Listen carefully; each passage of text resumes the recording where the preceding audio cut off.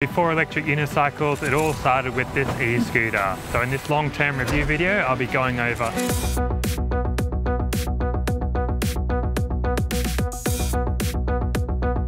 problems. There's quite a few. What's up everyone, I'm Jono, and I first wanted this electric scooter about 4 years ago when I moved near to the beach. I still had a car at the time, and I picked up an Inokim Quick 3. I thought I wanted a small, non-suspension e-scooter to be very portable, but it was so rough without the suspension that I quickly got the Inokim. Just left the stand down, so then I got the Inokim Lite, and then I really liked it, but realized I just wanted the long range battery. So the specs on this one, the Inokim Ox Super, 60 volts, 21 amp hours, about 1200 watt hours battery, which claims, you know, around that 60 kilometer range, which is about what I'm getting. And it is a single motor, and that's very important because they're such lightweight units that your body weight makes a big difference. So when I'm about, I don't know, about 65 kilograms without much gear on like now, a single motor can push me up a hill and I don't have to kick it. So that's the 1000 watt nominal, about 1300 watt peak power. Some of the other features that I liked was the thumb throttle. I didn't want to just have my finger getting sore on the throttle, so that was an important aspect. And I also liked, well, the front drum brakes have turned out well because they're low maintenance and reliable, and also liked the large deck, plus the low maintenance rubber suspension was quite good.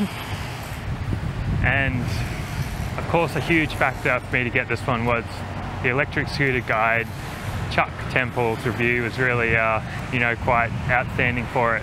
And it was my first electric vehicle, so I didn't want anything too crazy, and he did say it was quite a well-mannered e-scooter. I didn't want it to be jerky response, so that was a pretty big factor for me as well. And having 10-inch pneumatic tyres was an important factor for me as well, because that improves the safety, ride feel, and it just makes it a bit more comfortable as well. Now, speaking of safety, I've only had about one crash on it, and that was cutting onto grass or concrete, sort of like this, and the tyre slipped out. It was a bit wet and it was at night time, so kind of my own fault. Luckily not too much injuries from that. And another time, just on the footpath, I kind of slipped on the rainy conditions, but managed to catch myself then. So that's the thing with these small wheels, they are a bit more jittery and unsafe than your larger e-bikes, and if you take one hand off, you can get the speed wobbles, so that's another consideration. I thought I just wanted something a bit more fun than an e-bike, and e-scooters seem a bit more compact as well. So how does this come in my PV lineup? Well, still the main purpose was beach runs and also some grocery runs. I really love hanging bars over, groceries over the bars, that's really handy. And also just like that it's a bit more inherently safer than the one-wheel EUC because it's got the two-wheel redundancy. So that's why I gear up so little, just like this, if I'm shooting out to the shops or down to the beach. Keep the speeds pretty low, and if I am going a bit further and faster, then I will just put on some, you know, my riding boots, riding pants, maybe some gloves, maybe the full face so I get the rear view mirror. That's for the longer trips, but I just prefer the EUC for those as well. And now I've put a few mods on and changes, a few accessories, so I'll pull up over here so that I can focus and talk to you about that. So my favourite #1 accessory has to be the folding lock, because it just always travels with the e-scooter, ready to lock up. It's just so easy to just pop it on. Unlike the EUC or one wheel, it's a bit more cumbersome to lock up, or you just have to take it in the shops with you wherever you go. And the other one is the hand grips. It came with pretty crappy foam grips, so I upgraded those straight away. And then I also got the hydraulic rear brakes as part of the initial cost. I'll be going over the cost later.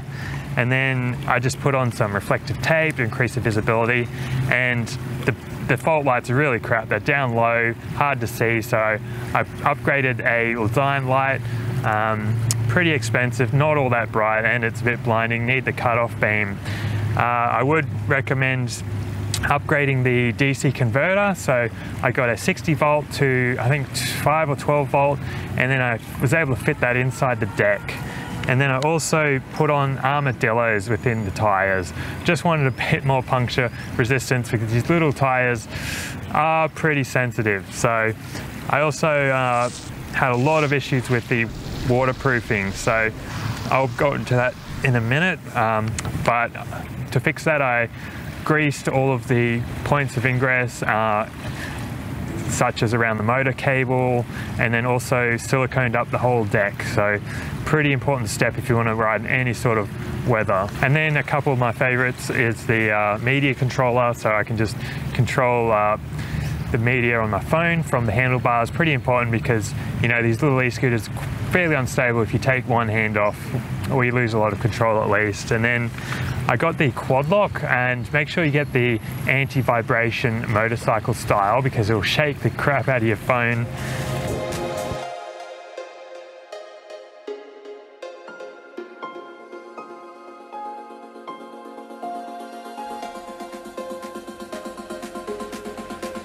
Alright guys, when it comes to problems, there's quite a few to go along this e-scooter.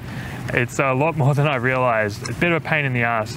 I'll tell you what, if you don't do your own work on these, it's going to cost you a fair bit in maintenance. This scooter is for someone who is looking for a high quality, very functional... Now, this is a 4-year-old model, but at the time this was considered one of the better, well-built e-scooters, so that'll just go to show. Alright, so the rough order of how it happened, the issues were the brake lever failed. So it's got a sensor to determine if the brake is working. So you can just unplug that, then you can continue riding. But yeah, I had to get a whole new lever, and that was under warranty. The next thing was the entire controller and motor failed. I didn't know it at the time, but I sent it into the shop, and they called me up and said, look, there's water and sand and shit has got in there, destroyed it. So that was a huge bill, under warranty luckily, but the guys at the shop had to fight for me, and because of all the labor, they still charged me, I think 150 bucks or something. And then, far out, these little tires, if you don't keep them up to pressure, yeah, I've had about 4 pinch punctures, and then the entire rear tire blew out on me while I was riding because I let it get a bit too worn down and it just popped. So that was a bit of a shocker. And then there's a pretty cool feature with the suspension adapters. You can go high or low suspension ride height, but the adapter itself wore out on me. So I had to just change to the low suspension adapter on myself. And now this rear mudguard is only supported on one side, really flimsy. So it just snapped off. And it's also got a fault where if you bottom out the suspension, it pinches the mudguard between the tire and it just ripped it off.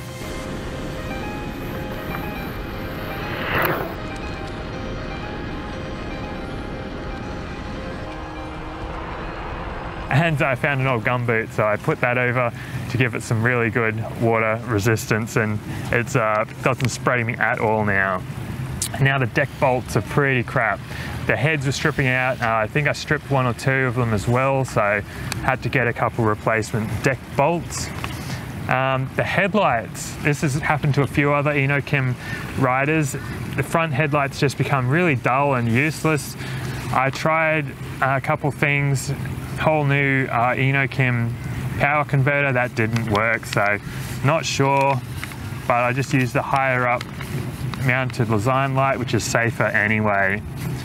I also had to remove and clean the brake pads and the back disc because they'd become not grippy enough, so just a bit of maintenance there. The entire brake pads had to be replaced. I bled the brakes recently to get the air out of the lines, that felt good, improved the feel.